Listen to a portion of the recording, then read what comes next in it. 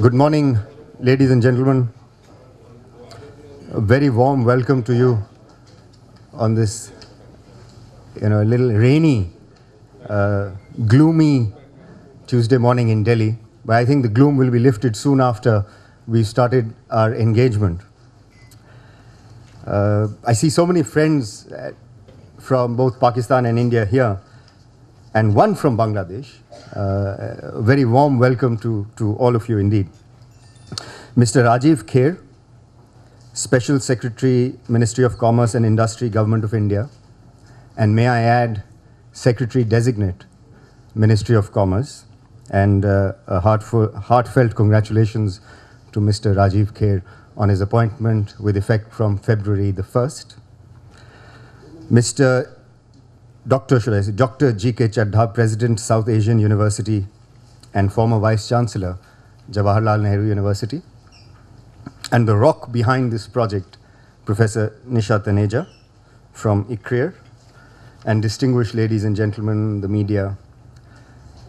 ICRIER has completed a 30-year journey into research and evidence-based policy making. And I must say that this is one of the projects that stands out in the 30-year history of ICRIER for the cause that it brings and for the quality of the research that has been undertaken in this project. And it's thanks to many people sitting in the audience that has been possible. By way of a background, ICRIER launched this 3-year project on strengthening research and promoting multi-level dialogue for trade normalization between India and Pakistan in August 2012. And the project, now in its second year, has been recognized as the largest project on India-Pakistan trade in the country. The activities conducted as part of the project cover multiple platforms, inclusive of research on different themes relevant to India and Pakistan and the relations, an annual trade perception survey, which you will hear a little bit more about in a little while, regional chambers of commerce roundtables, the annual conferences, and this is the second such conference, the distinguished lecture series, which the last one was held on 7th of November 2013, and several other kind of informal engagement between the researchers. The involvement of academicians and other stakeholders in the project activities obviously broadens its coverage and knowledge of India-Pakistan trade. The first ever trade perception survey has been carried out by ICRIER, and this report has been published by the Academic Foundation. Today we have limited copies. It's hot off the press at the conference, but more copies will be available in a few days. And interestingly, that we will repeat the survey, kind of carry it forward for the next 2 years, this year being treated as the baseline. As you probably know and would have gathered, research is a key component of this program, for which we are collaborating with several researchers from different think tanks and universities, both in India and Pakistan. In Pakistan, we are collaborating with the Institute of Business Administration and Sustainable Policy Development Institute, SDPI. And naturally, we are very gracious for their support and collaboration. Studies that were conducted last year are being published in a book titled India-Pakistan Trade, Strengthening Economic Relations, and Springer Verlag has agreed to publish it. We are hoping that the volume will be out within the next 4 to 5 months. This year, the research focus is on sectors that will play an important role in the ongoing trade negotiations, and probably you already know which these sectors are. The 3 sectors that we have identified are pharmaceuticals, automobiles, and agriculture, all 3 of critical importance to both countries. Studies on each sector are being conducted both in India and Pakistan, and for understanding the role of banking and communication channels in normalizing trade. And a study on financial mechanism and challenges in establishment of effective communication channels are being conducted as well. So banking to follow the other sectors. And the findings of these studies, if you notice from the program, you will see that we have sessions on each of these sectors in the program, and there'll be some very engaging discussions, I'm sure. With regard to other project activities, and this, as I said, is now in its second year, and it's gathered a lot of momentum, I should say. We had a very successful distinguished lecture series organized in the Habitat Center on the 7th of November last year.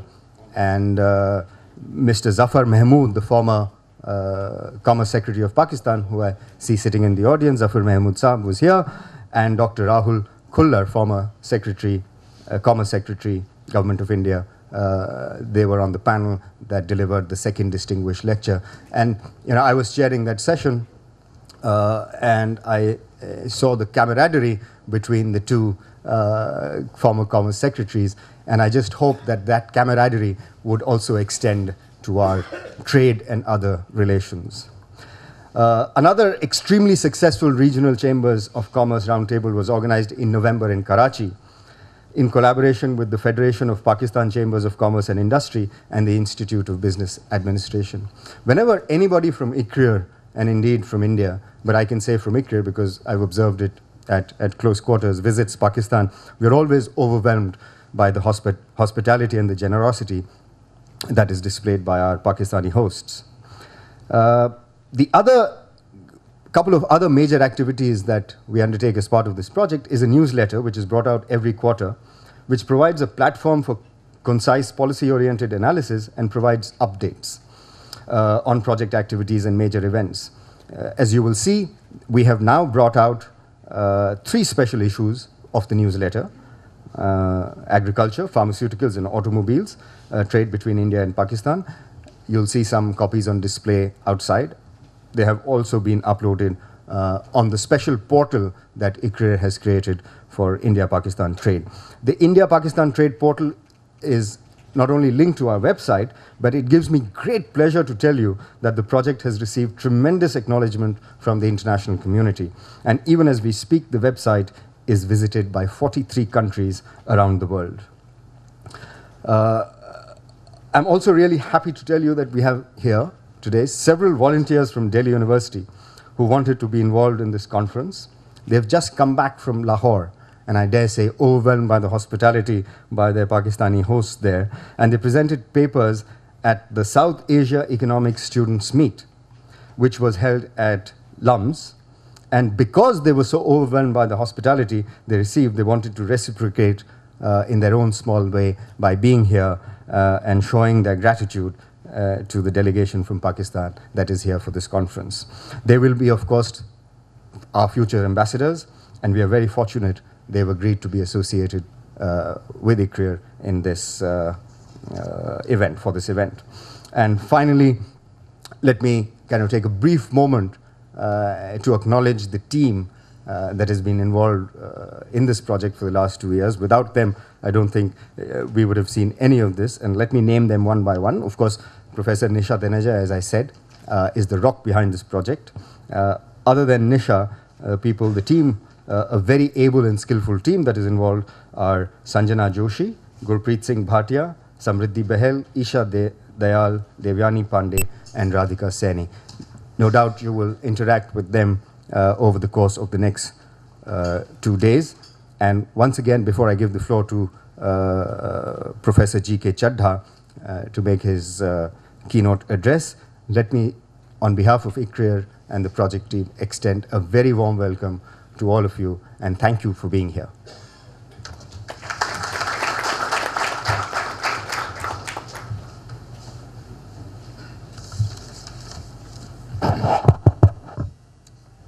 Esteemed Mr. Rajiv Kher, my friend Rajat Kathuria, my colleague Professor Nisha Teneja, distinguished participants from Pakistan, Bangladesh, India, and from wherever, ladies and gentlemen, I am extremely delighted that ICRIER thought of associating me with the second conference. I don't know why did they do that. Probably a bird must have whispered into their eyes that I'm a Pakistani. In some sense, I think I figure somewhere in the Pakistani delegation.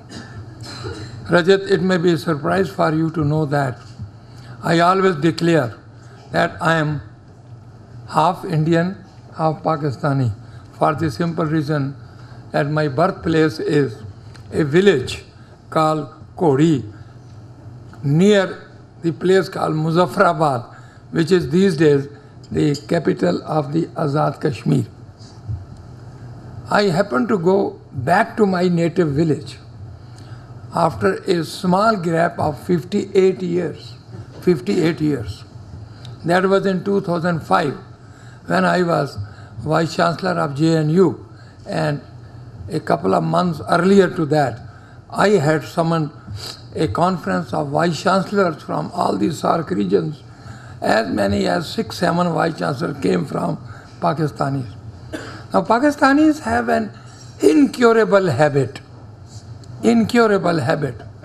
If you do a little bit of hospitality to them, they will not have a good sleep till they have done 3 times or 4 times of that. I don't know how many times you have gone to Pakistan as head of the institution or in any other capacity. I am prepared to enter into a bet with you. Go there as a friend to some individual or a friend or a visitor to some institution. Stay there for 10 days. Come back. Weigh yourself. You would have gained at least 10 kilo of weight. Those are the standards of their friendly hospitality. I had the benefit of that. But the moot point that I want to say is that when me and my wife, we went back to our village, Kodi, you will not believe some of the people who were my childhood friends. One of them was a minister in Madam Benazir Bhutto's cabinet also, and lots of people in the village. Somebody would say, I was a class fellow of your elder brother. Somebody would say, I was a close friend of your father. The most authentic story was when a very old 85-year-old gentleman came and he says, my name is Mirza such and such. You permit me to speak a little bit in Urdu vocabulary because I think it will go. He said that, ਤੁਹਾਡੀ ਇੱਕ ਭੈਣ ਹੁੰਦੀ ਸੀ ਨਾ? मैं कहा जी है अब भी। राजकुमारी नाम सी उसका? मैं कहा हाँ जी है। उसकी शादी मैंने अपने हाथों से की थी 1944. Now you can imagine those are the enduring bonds which were revived. 3 hours, 4 hours that we sat in the village, my wife was sitting with the daughter of that old gentleman. 4 hours, I don't know how many tears she fled, and those were the bonds. So I am more legitimately to be taken as a representative from that side. But nevertheless, I have something to say from Indian side also. Professionally, I am an academic. I have spent a brief period of 45 years of my life in academics, economist, whatever little we know that. So what I am going to speak to you is some kind of a more in the nature of a goodwill message to welcome you with an open heart, with a spirit of brotherhood, and with the hope that at the end of this deliberation and at the end of many other academic meets, events that I have the privilege of organizing from time to time, I am one of those who is totally convinced that any difference of opinion, any divergence of stances, even divergent interpretation of a given situation is certainly superficial between India and Pakistan. I am absolutely convinced, more so after I took over the charge of South Asian University, which some of you know is a partnership of all the 8 countries, including Pakistan. I am convinced that there is absolutely no scope, much less any justification for these things to persist on. Trade is one such area. But trade is also the engine of creating mutual trust, mutual goodwill, etc., etc. So it is from that point of view that I will share with you a few. In fact, India and Pakistan are natural 2 sides of the same coin. In fact, we were until recently the citizens of the same country. We had same cultural attributes. We had same things to share with each other. Let me therefore begin with a small, Rajiv साहब अगर आपकी इजाज़त हो, छोटा सा शेर जो पाकिस्तानी भाइयों को अच्छा लगेगा। चमन में इख्तलाते रंगे बू से बात बनती है, चमन में इख्तलाते रंगे बू से बात बनती है, हम ही हम हैं तो क्या हम हैं, तुम ही तुम हो तो क्या तुम हो।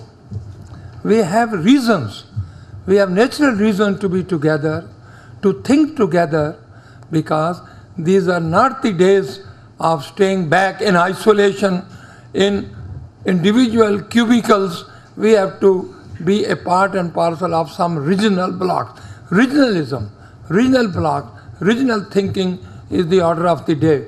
You can look through the realities of the world, you will find that those countries who have chosen to come under the rubric of a region, they are doing very well. We too have SAARC region, but the story of SAARC has been essentially a mingle of some plus points, some minus points, something to brood over seriously, something to very little to rejoice, although. So in spite of 25, 26 years of its existence, at best many people would say that we have promoted nothing more than economic tourism. I don't believe in that, because one has to probe into the inherent potential of many of the things. Therefore, thinking of normalizing trade relations between two countries which are natural brothers, which are natural allies to each other,